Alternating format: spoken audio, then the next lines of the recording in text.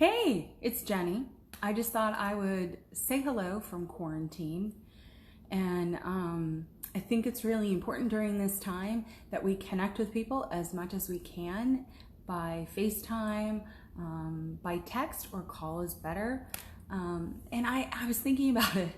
I really don't have any hobbies. Like, I'm not very good at painting, and I don't, because of that, I don't really enjoy crafts.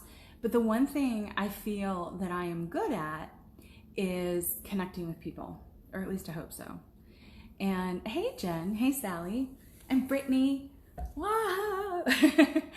And so I thought I would take this time to connect with people as best as I can and tell you how I have survived quarantine in the past. After my heart transplant, I was quarantined for a year. And for the first 3 months, I couldn't leave my house. And for the year, hey Sally and Brian, I couldn't. When I did leave my house, I had to wear a face mask, and I even had to wear a face mask sitting in the backyard. And the first time I was able to sit in the backyard was 3 months after my transplant. Prior to that, I was inside largely. About the only time I went outside was to get in the car to go to the doctor's appointment. Hi, Matthew. Hi, Mara. So I'm talking about how I survived quarantine in the past. And hey, Lane, how are you? And how I survived quarantine was, just focusing on joy. That's really what it came down to, was finding anything and everything that sparked joy in me. And I know, hey Tamra, and I know we all laugh about Marie Kondo and condoing our homes and holding something and does it bring joy. I'm not talking about that. No. I am talking about finding activities, connecting with people, doing whatever it is that brings you a feeling of joy. And cleaning out our closets, no, that's not what I'm talking about for sparking joy. I mean, hey, if that feels purposeful for you, then yeah, maybe that's joyful. But I am talking about, at the time I lived with Matthew, who was a baby, and my sister and her husband.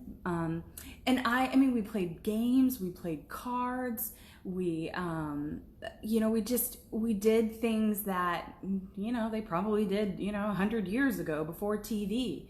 Because let's face it, TV will melt our brains. You can only watch so much of it. And hey, I have watched a lot of TV in my lifetime and in the last week or two. And I'm not knocking it, and I plan on watching more TV and reading books. But there is something to be said about connecting with people in any way that you can. And so if I have that message for you, that would be my message for you today, is to connect with people any way that you can, and to check on our seniors and people living alone, because this is really difficult. Oh, thanks, Carol. This is really difficult for people that are already isolated and who, when they leave their homes and they go to get coffee at their local coffee house, that was a connection for them that they no longer have. And so, I've been leaving my neighbor little notes on her doorstep, just something to kind of keep the connection going and let her know that she's not alone. So, and the other thing I did for quarantine was, what did I do? I was trying to think of my tips for survival during my quarantine. I think the other thing was just kind of my mindset. And one of the things that also got me through was knowing that this is temporary. This is not our new normal. Don't get wrapped up in, oh, this is how life is going to be. It might be like this for, say, I don't know, a couple months, but it's not going to be like this forever. It's not. We are going to get back to some semblance of a routine and normality that we have known before. So, focus on joy, know that this isn't forever, and find fun things to do that you can, any way that you can. Make up games, But the other thing too is connect with people.